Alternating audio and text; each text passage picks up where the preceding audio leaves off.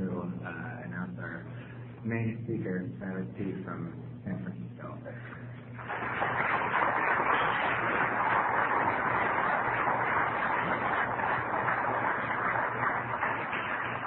My name is Silas P. and I'm an alcoholic. I'm doing that because Bob gave his last name, and the tradition is at the level of press, radio, and film. And you people saved my life, so I want you to know my last name, for God's sake. If any of you represent the press, the radio, film, or television, please don't use my last name. All the good alcoholics can use my last name. Thank you. I'm going to jump around a little bit because so much has happened since 4:30 when I was here that I have to. Having Tricia come up and get a book for 3 days sobriety just triggered something in me that I had not thought about for years.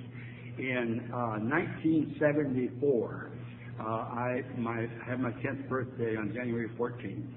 And in April of that year, in those years, we had a Milano Club in San Francisco.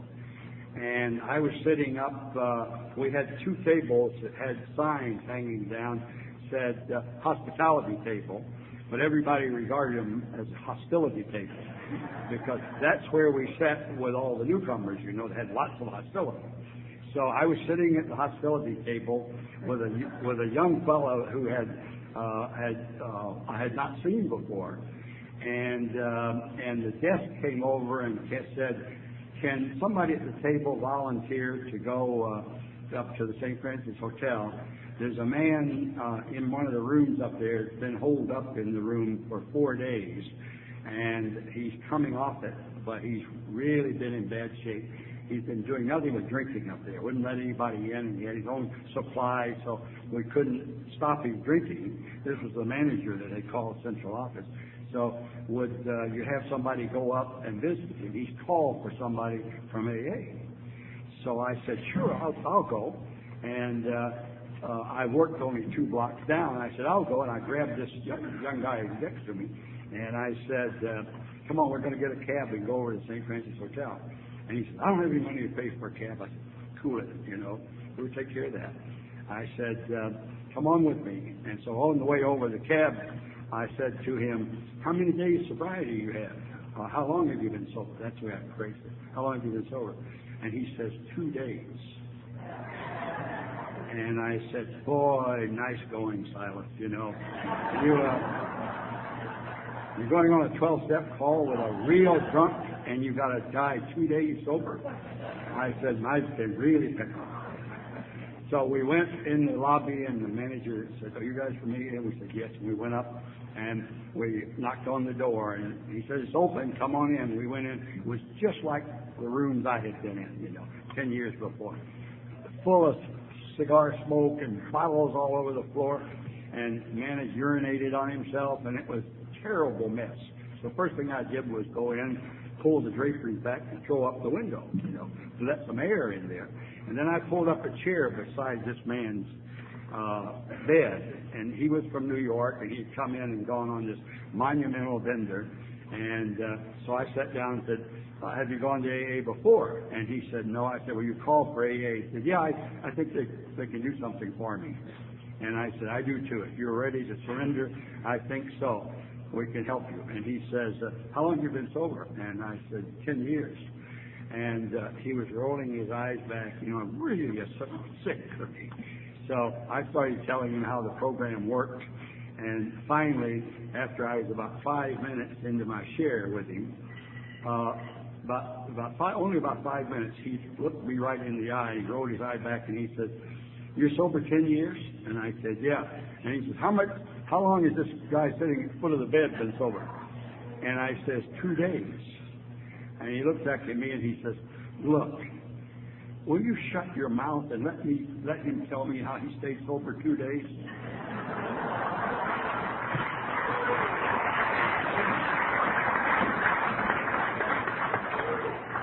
So, Tricia, you're a member of Alcoholics Anonymous. You got something to share. You got 3 days to share, If you're sober today and you're working in the program of Alcoholics Anonymous, you're a peer of ours, you know, and we don't have any gurus or bottoms. We're all right here, you know.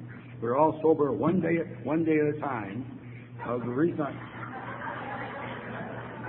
we're sober one day at a time by the grace of God, and we know that. You know, we don't have it. It's not from book learning.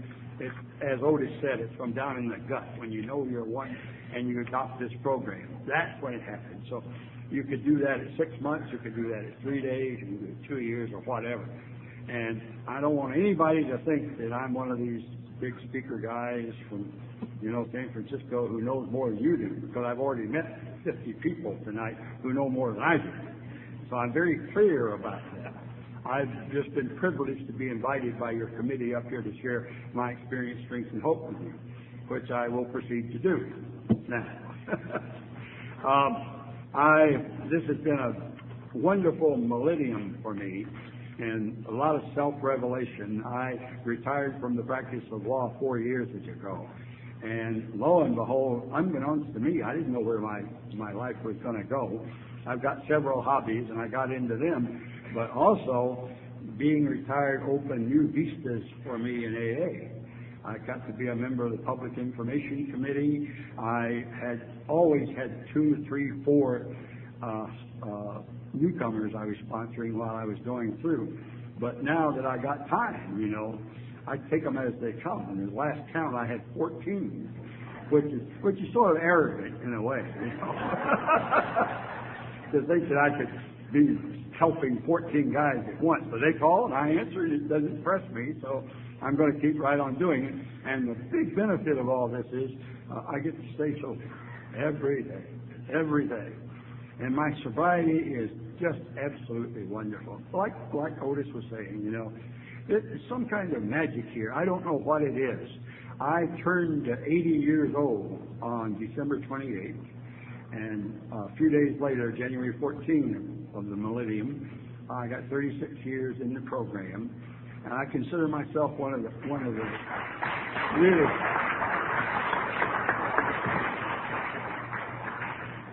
After my birthday, I sat down and started, and this really surprised me. I started writing down all of the things that have happened to me in the 36 years of sobriety, and you know, as the list got longer, I had the sudden awareness that all of it was a gift of grace. Had nothing to do with me. Had nothing. The only thing I brought to the table was the willingness to stay with Alcoholics Anonymous and not leave and do what I could. I never knew even if it was the right thing or not, or whether I was doing the right thing. I just kept coming back. And you'll see how important that is for me. You know, as Otis had the courage to use his cup. I'm not fooling with any cup, because you've seen me hit this thing 3 times, and first thing I do is hit that cup, you know.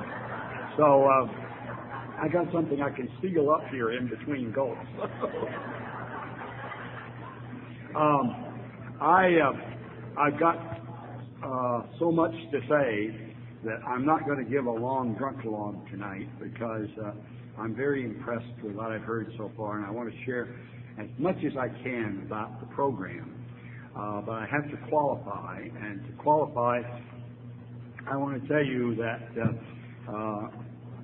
it'll all be encapsulated in just one big event. On January 14, 1964, I came to in a motel room. I had no idea where I was, not the foggiest. I had reached the point that every alcoholic of my type reaches if he keeps drinking, and that is that the whole year of 1963, without one single exception, every time I touched an alcoholic beverage, a beer or a glass of wine or a martini, anything I drank with alcohol in it, I could not stop. I would go into oblivion every single time. And now, you know, that is pure insanity. I knew exactly what was setting me off, but I couldn't stop doing it. And man, was I was really beside myself. I was running to psychiatrists and psychologists and doing everything that I could think to do to get on top of it. You know, I could see my life going down the tubes, that if I kept this up, I was going to lose my practice. I was going to lose my ex-wife was already divorcing me. We had a 14-year-old daughter, and she said, I'm not going to let our daughter come into, she lived in Menlo Park. She said, I'm not going to let our daughter come in and have lunch with you. She says, that would be crazy. She says, if you had a glass of wine, would Maya end up in Philadelphia? And man, I thought she was a terrible woman, But, it dawned on me she was 100% right. Because I was going into the pass out or blackout phase immediately. 2 or 3 hours. 1 or 2 drinks like this, and then the bottle in the mouth. To get banged right away. So I was a goner. So I came to in this motel room, and I sat up on the bed and shook my head a couple of times. First sober breath, the first thing I had happened in 3 days I'd been in there that I could even think about anything. I'd just been a straight drunk right through. As soon as I'd start to come to, I'd grab the bottle and go back into oblivion. And so I shook my head and did what any alcoholic does. What's next? Grab those bottles all over the floor and see if there's just a little bit in there to get well. Just something to stop shaking so bad. Nothing. The bottles were even clean. I've been apparently sticking them under the bathtub spigot and rinsing them out so I could get the last drop so that I was about to run out, So I sat there for a few minutes, and I looked in through the bathroom door, and there was a bathtub in there. And I thought that was some kind of an omen, Bathtub in a motel. Rare thing. I said, uh-oh, this is it. This is it. You've been doing this for over a year, and you're a first-class loser. There's no way you're going to get out of this life alive. And it's going to happen to you anyway. You're going to get drunk in one of these blackouts and wander into the streets and get hit by a truck or a car or a Lincoln Continental or something. I don't care what it was. You're going to get hit by something, or you're going to grab a handful of pills and wash it down with a beer. So you're going to die anyway. Why don't you do it by your own hand while you're ready to go? And it sounds like the best idea I'd had all 63. This is now into 64. I could see it coming, and so I said, that's what I'm going to do. I'm going to get in the bathtub, take a razor blade, and cut my throat and bleed to death in that bathtub. And lo and behold, I had no razor blade. Because I didn't pack little overnight kits or anything, I just took a drink, and there I would be in some place like that. And so I started looking all over the place for something to do the job with. Anything to do the job. I couldn't find a thing. There was one United States steel coat hanger in there. And that sucker was really made in those days. They made them like to last. So I took that coat hanger and I kept trying to bend it out so the prong would stick out, I don't know what I would have done with it, What flashed through my mind was if I stuck it up my butt and janked hard, I could bleed to death through that orifice, But I couldn't get it twisted. To jump forward for a minute, I was sober 3 days. I'll tell you that part, how I got sober. I was sober 3 days, and a fellow named Dick O, who's still around, he got 6 months on me. And man, did I hang on to him. He had been sober 6 months, and here I am at 3 days. And so he said, I told him that, and he said, "Sorry, God, you weren't thinking, were you?" And I said, "What are you talking about?" And he said, "You had all those bottles on the floor. All you had to do is take one and crack it, and you'd have a sharp instrument to do the G." And I said, "Damn, why didn't I think of that?" Now I know why. The power was there. I'd already surrendered to my alcoholism. Now the next step was to get it. That guy was wonderful for me right away, in those first few days. After another couple of days, we were having a hamburger there, and I said to him, Jake, I said, for now almost a year, I've had this feeling of impending doom. I said, God, it just hangs over me like a black cloud. Impending doom all the time. I said, what is that feeling? And Dick said, impending doom.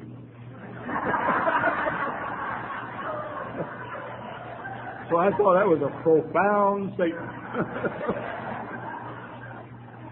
But back to the motel room, I fell across the bed just screaming to the top of my lungs, you know.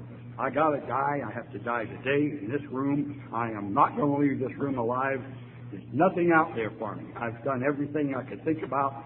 Nothing is there. Nothing at all. So just do it. Do it. Do it. You'll relieve your partners of their anxiety, and you'll certainly there'll be a reward for your ex-wife. So just do it. That's all you have to do. Just do it. And do it. Find some way to die. You can't leave this room alive. And I was crying and screaming, and I slid off the bed onto my knees by the bed. And there's a telephone there. And to this day, I can't know what was in my mind, but I reached for the phone, and I know I didn't know who I was going to call. But I said, get me AA.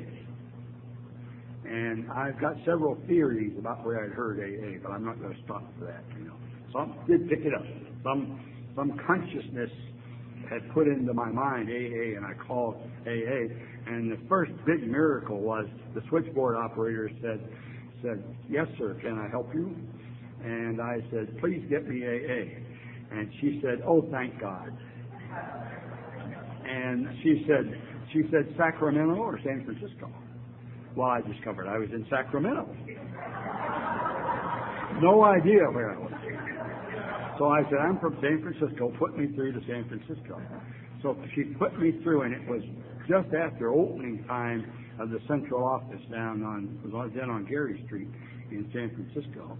And Harriet came on the phone and said, what's the matter, Silas? I told her my name, and I said, well, I'm trying to commit suicide. I said, I absolutely cannot stop drinking, no matter what I do. And, you know, my partners hate me, and I can't even see my daughters, and my ex-wife is suing me for a divorce. And I said, even in my favorite bar, the Bonanza Bar, I said, when I go in the front door, 3 or 4 of the old-timers leave by the rear door. And I said, the ungrateful bastards, I said, I've even bought them drinks. And so I was moaning and crying and full of self-pity, you know, really, really into it. And I kept going on. And finally, Harriet said to me, she said, Silas, she says, listen to me. I want to tell you something. And she told me her story over the telephone. And I was sick as a dog, but I still remember the reaction I had to this woman telling me her story. You see, all of these experts I had been to didn't seem to comprehend what was going on, the psychiatrists and the doctors. And this woman was worse. Her story was worse than mine. I couldn't believe. I thought, in my arrogance, I thought I was the only one who had ever suffered like this.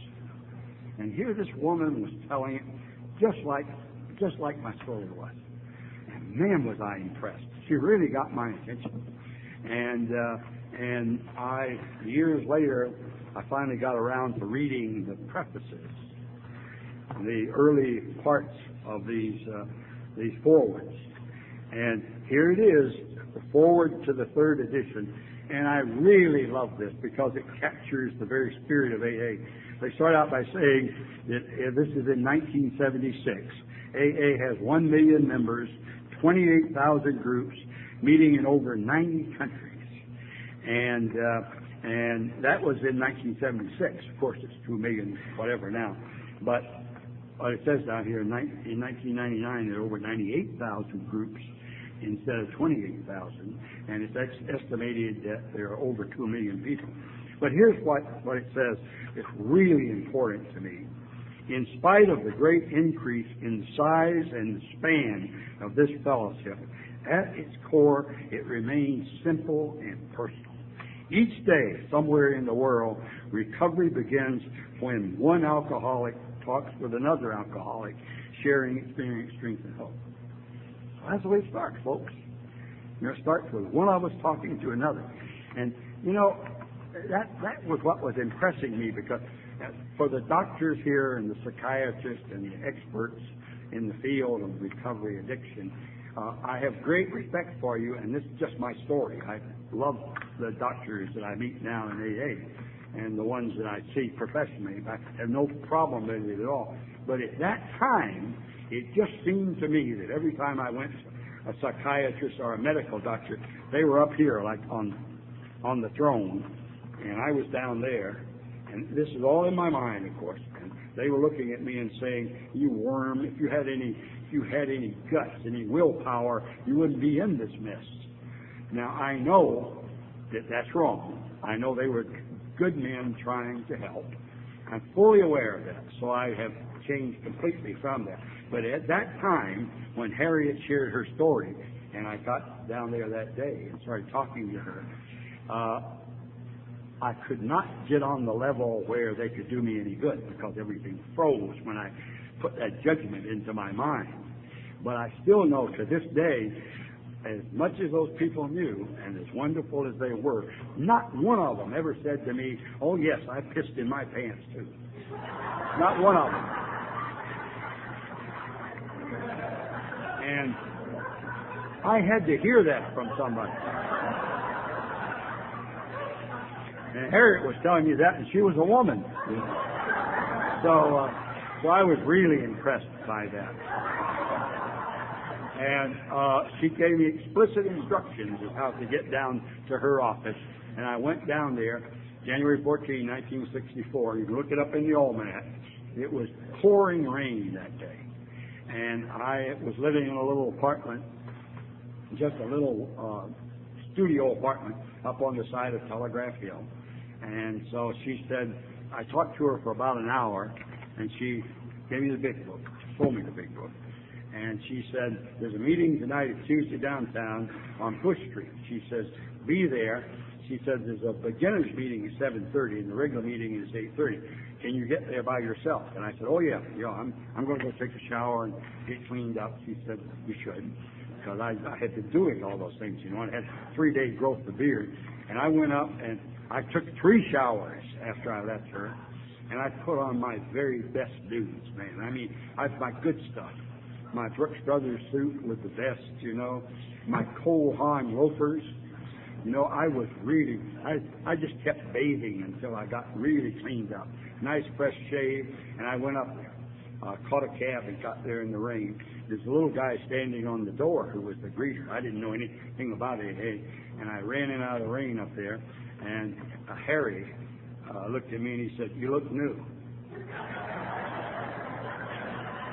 And I said, well, these are pretty nice clothes, mister. And he said, it's not important. He says, those 2 seats on the front row. One of them is yours and the other is mine. I'm greeting people. I'll be with you shortly. So he came in and sat down. And Harry was a gift from God. I can't say that I ever liked him. But he had my number. I was 44 years old.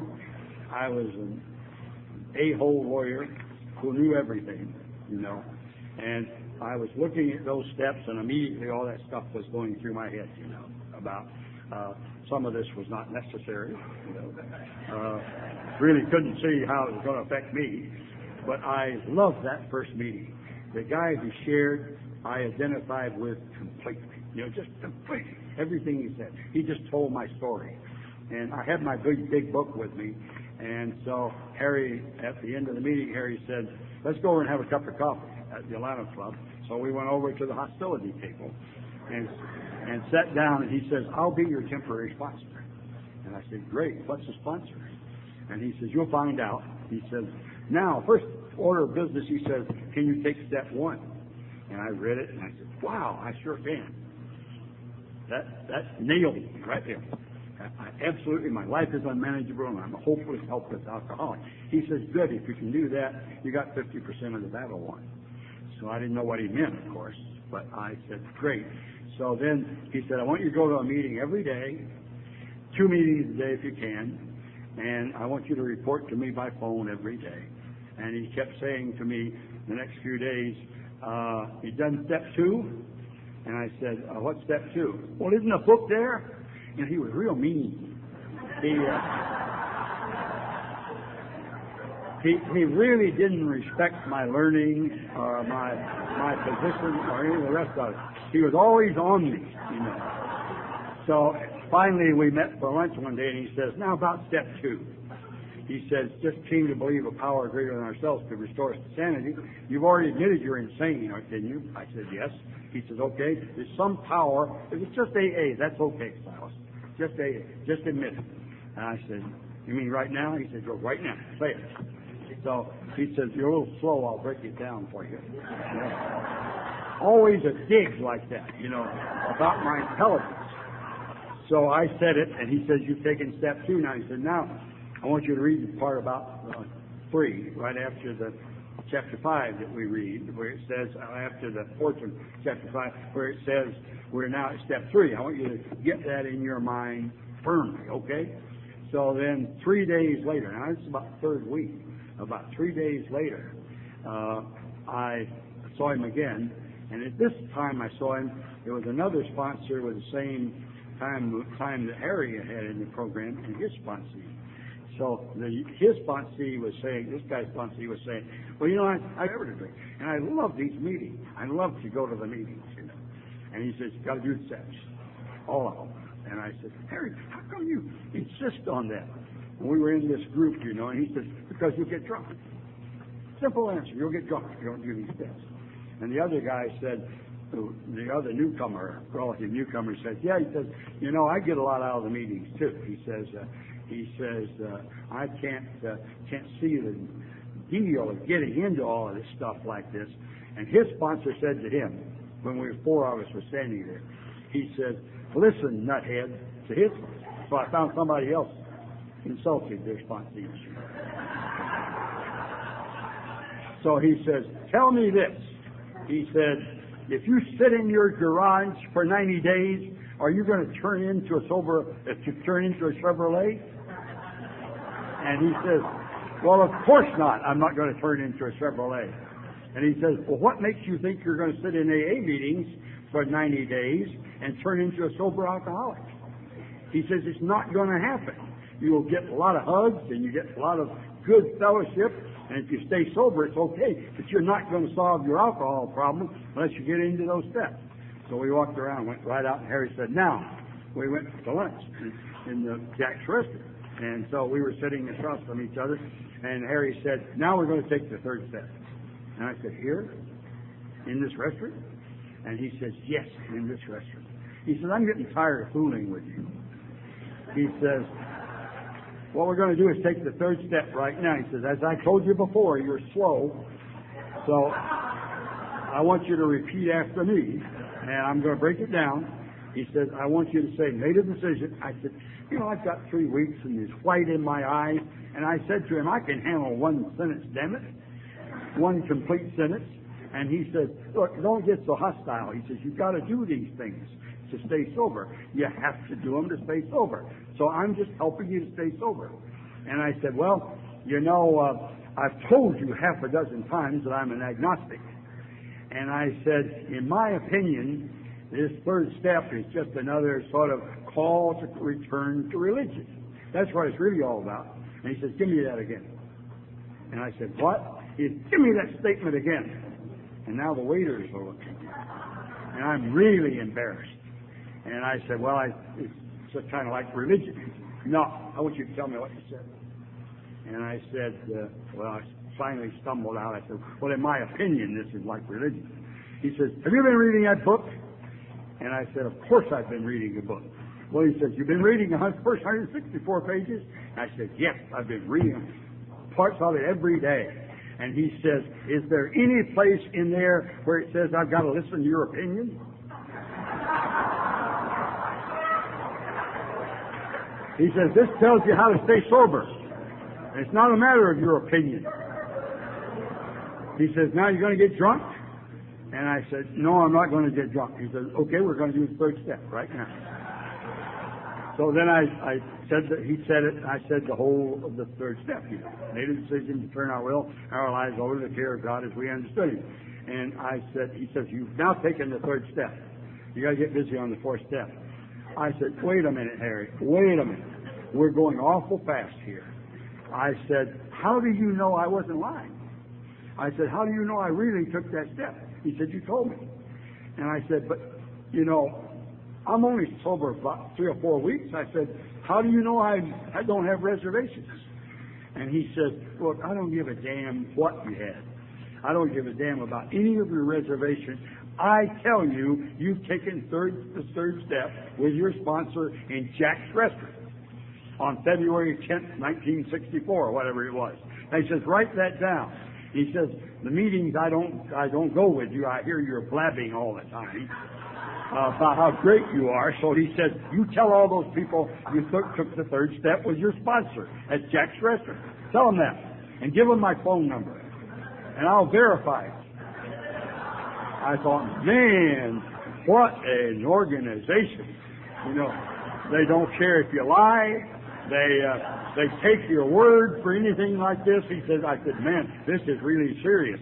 And then Harry said, though, the trench was, he says, what does it say in the big book about the third step?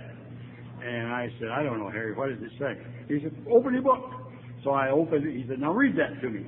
And what he read was, that this vital and important step is vital to our sobriety, but it is useless unless immediately, it says, immediately followed by a searching and fearless moral inquiry. So he says, you see, it's no good at all unless you keep doing with the steps.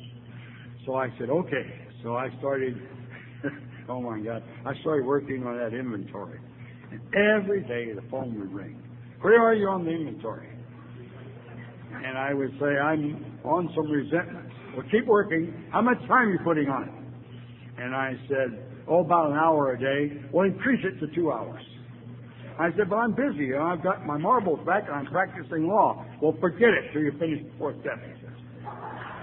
Just to tell everybody you're off for 2 weeks and finish that step. So I got it all through, and it was so terrible, I said, my God, I'm not going to have Harry know all this stuff about me. And I said, I'm going to pick a lawyer I had met, a member of my profession, who would be secretive. So I went up to his office in the Russ building, and he had this beautiful view of the bay. And he said, okay, let's get started. I'm not going to say anything. You just tell me your fifth step, and we'll get moving. And he turned around, looking out over the bay. And he was very quiet. And I finally, the suspicious legal mind, I went around and looked at him, and he was asleep.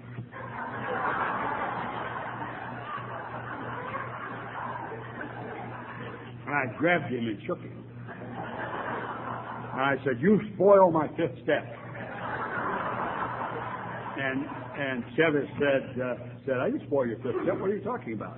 I said, well, you fell asleep, and I'd only gone for about 15 minutes. I have at least an hour and a half more to go. And he said, well, good. I said, that's fine. Go right ahead. He says, it's okay with me. Go right ahead. That's what you're here for, to do this. And I said, yeah, but you've got to be awake to hear this. He said, where did you discover that? He said, where does it say in the big book or in the 12 and 12 that the sponsor or the person taking the fifth step has to be awake? Show me where that is. Well, that was not very satisfactory for me, so I thought, if this guy is going to be that loose, I'm going to go back to Harry. So I went back to Harry, and Harry took me through the remainder of the steps. And I got something vital I got to share before my time is up, and I only got 15 minutes to do it, 10 minutes maybe. And I want to get to this because this was the quantum leap for me in Alcoholics Anonymous. I finished the steps with Harry, and the last one I will never forget. We were jointly doing a 12-step call, and he said, well, it must feel pretty good now that we got all the way through this. And he said, remember, I'm your sponsor. Anytime you have any trouble with the steps or with the program, call me, and we'll get mellowing, And I thought that was good. He was improving, and I helped him improve. So he says, anything wrong? I said, no, nothing at all. And he says, you must have some question. And I said, yeah. I said, about that 12th step, it says, having had a spiritual awakening as the result of these steps, we tried to carry this message to alcoholics and practice these principles in all our affairs. I said, you know, Harry, I've been working very hard at this, and I haven't had a spiritual awakening. Wrong thing to say. Because he was a little guy, and he'd get mad, and a vein would stand out and just drop. And I thought, oh, man, I'm in deep again, you know. What set him off this time? And he said, what do you mean you haven't had a spiritual awakening? And I said, well, I haven't had it. And he says, didn't you work all those steps with me? Haven't we worked on them together all the way through? I tell you, you've taken those steps. I said, well, yes, we took those steps. And he says, well, can't you read? He says, having had a spiritual awakening as the result of these steps, we tried to carry this message to alcoholics. You've had one. He says, can I help it if you're too stupid to know that you've had a spiritual awakening? Well, that was the last straw. He had told me earlier he was moving to Oakland, and I was so thankful he was going to Oakland. But I needed everything Harry gave me all the way through. Well, I want to fast forward here so I can finish up on time about the most significant event so far in my entire sobriety. In 1979, I was sober 15 years, and in April, it was a big dash in 79, and we had a Volvo station wagon, and I had misjudged the distance we were going to go to Lake Tahoe, so I had a 5-gallon can of gas put in the back of the thing. And so my wife said we made it all right up and back without using it. And she was using it to transport our sons. So she says, Silas, Sunday afternoon, she said, you've got to get that gas out of the back of the car. I don't want it in the car with the boys with me. And I said, okay, I'll do it. I had on shorts and a T-shirt and flip-flops, And I went out, and sure enough, I had a leaded gas container with a leaded gas pourer, and this was Volvo took unleaded gas. So I had to go next door and borrow my neighbor's gas can. And I came back and opened the garage door, and I was standing pouring that gas through a funnel in the middle of my garage with nobody in the garage. And all of a sudden, I looked up, and there was a fireball coming towards me, and it hit me. This huge fireball, taller than I was. The fumes of the gas had been sucked into the furnace, and the fireball came out. And of course, what I did was I dropped the can and spilled it all over me, so I was a flaming torch. And I would have died on the spot had it not been for my oldest son, who was a Boy Scout and had burn training in the Boy Scouts, He grabbed me and wrapped me in a blanket the minute he saw it happen. And his younger brother was there too, Tony, my second son, and he was yelling to Tony, get his legs, Tony, get his legs, I'll wrap him to the head. So fortunately we had blankets and stuff down there they could wrap me. But they took me to San Francisco General Burn Unit, and for 10 days I never knew what pain was. And I was in World War II, and I went through some stuff, but boy, this was something. If you ever burn your finger, you know what a burn feels like, And I was so hurting, so bad, I couldn't even read the headline. I didn't dare turn on the television. My poor brain had all it could do just to handle coping with that pain.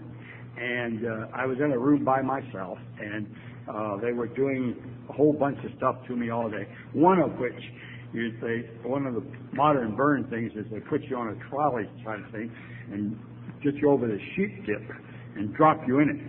And it hurts so bad when you hit, you immediately pass out. So I remember very little about that, except the 4 nurses were scrubbing the burns with brushes, So it was just impossible.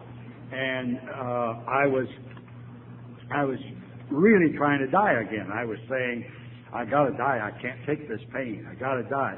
And way back in my brain kept coming up, talking about AA training. It kept coming up, this too shall pass. This too shall pass. This too shall pass. It sort of got to be a mantra. This too shall pass. But, it wasn't passing. And I was hurting.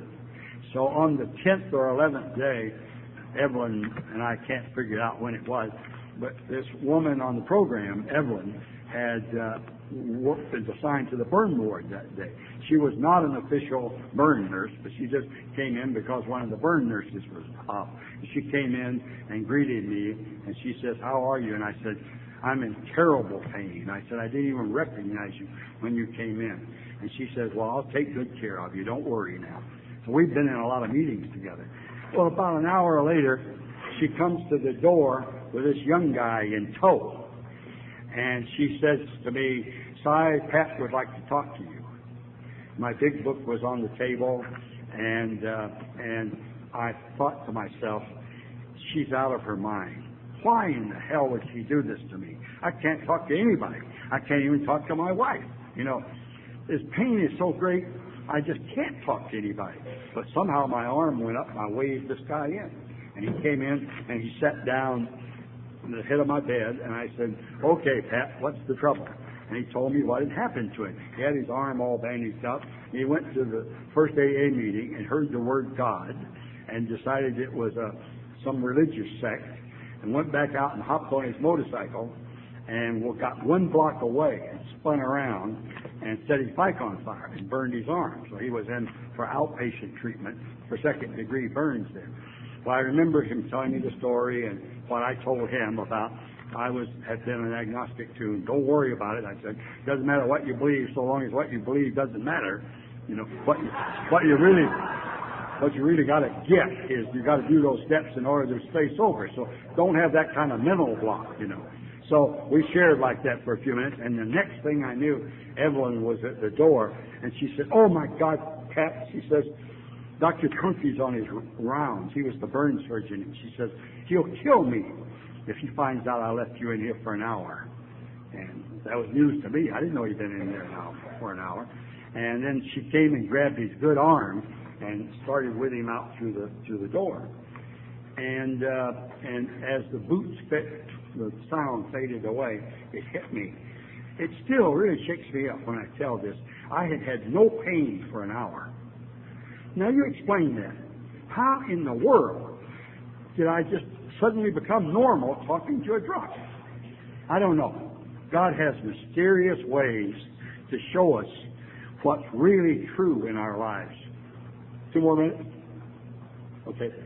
And so what happened was that I said she came running back in and said, "I'll go get more morphine." She says, "I'll get you some morphine. Don't worry about it." She says, I'll do everything I can. The pain was coming back.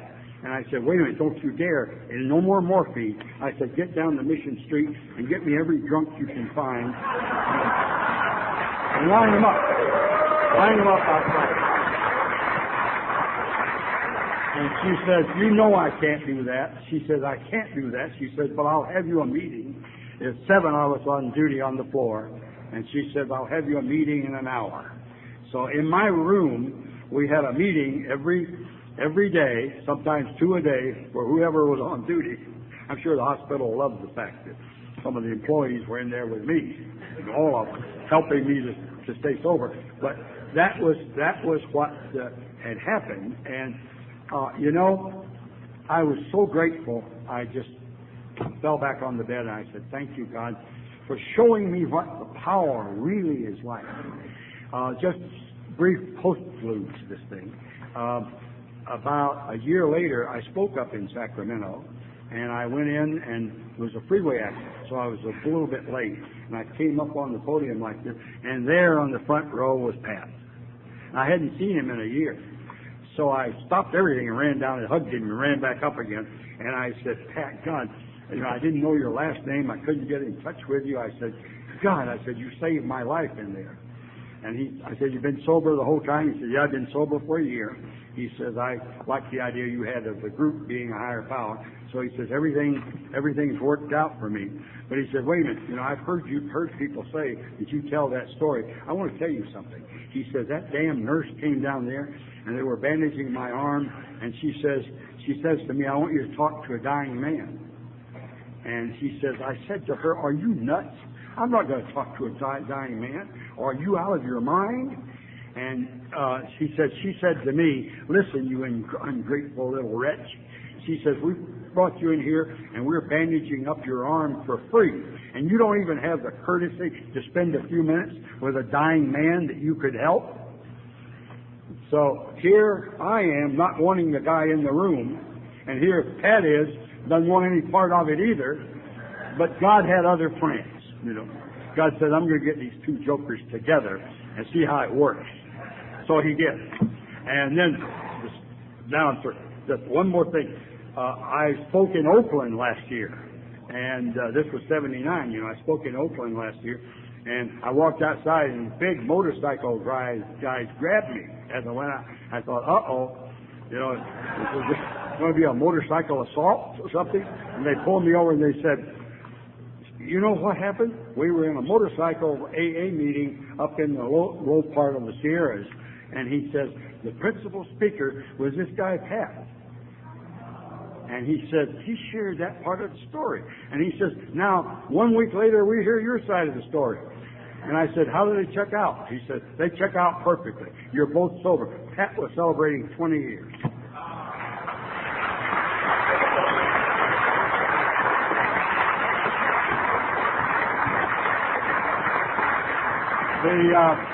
The coach is giving me signals from the bench, which I interpreted as saying, shut up and end it. God bless you all.